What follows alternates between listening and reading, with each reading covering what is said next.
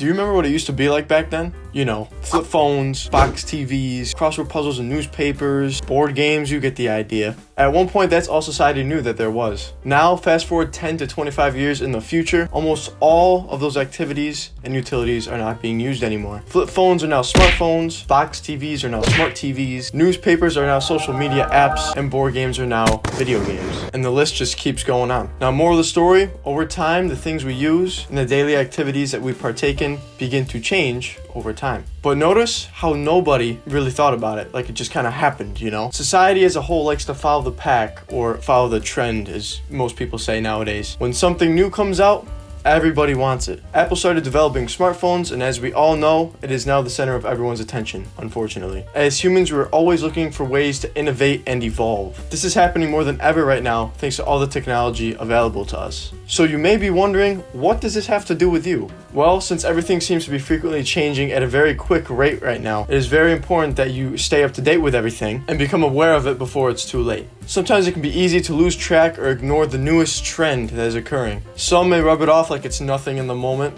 but later down the road, let's say 10 years, they'll start questioning their life choices. They'll regret not taking action and learning when they had the chance to.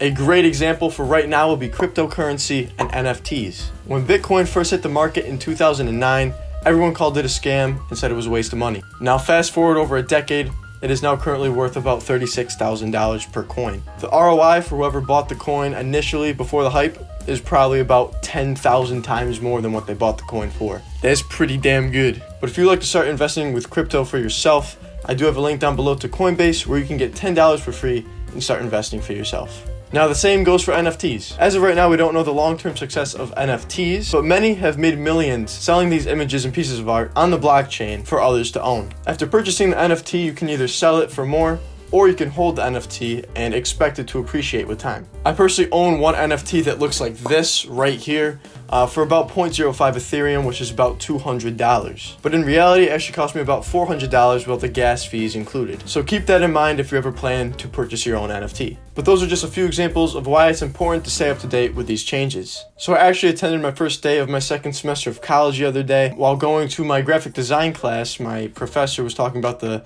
changes in software and how you have to adapt to the changes over time. He had a great point saying that back then when he didn't have all the Adobe products, that if you didn't adapt to the software over time, you were basically left behind. It sounds kind of dark, I know, but that statement is very true in any field, especially in art and technology. If you don't learn to adapt and take advantage of the changes when they first present themselves, you're either missing an opportunity or you're not aware of its potential. Another great example of this would be the app TikTok. At first, everyone saw it as a kids app where you would just dance and sing to music. Now, as we know, with time, it stopped becoming a kids app once girls started to shake their ass and start dancing half naked. However, a lot of individuals saw this opportunity and took advantage of it before anyone else did. They hopped on the app and started creating content before all the hype, ultimately becoming the center of attention, as the amount of people who would create content on TikTok at the time was very small. And now, since they've done that, they're basically building a brand, or already have built a brand, around their name and their face. TikTok is now a job and an extra stream of income for a lot of people who hopped on the train early. And now they're seeing the rewards and benefits for doing so.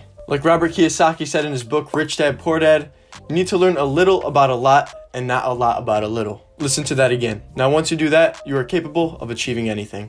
Speaking of achieving anything, check out this video right here where I talk about how you can basically shape and create your reality by doing a few simple tasks throughout your day on a daily basis. I forgot to add this to the video. Saying that, I'm gonna catch y'all on the flip.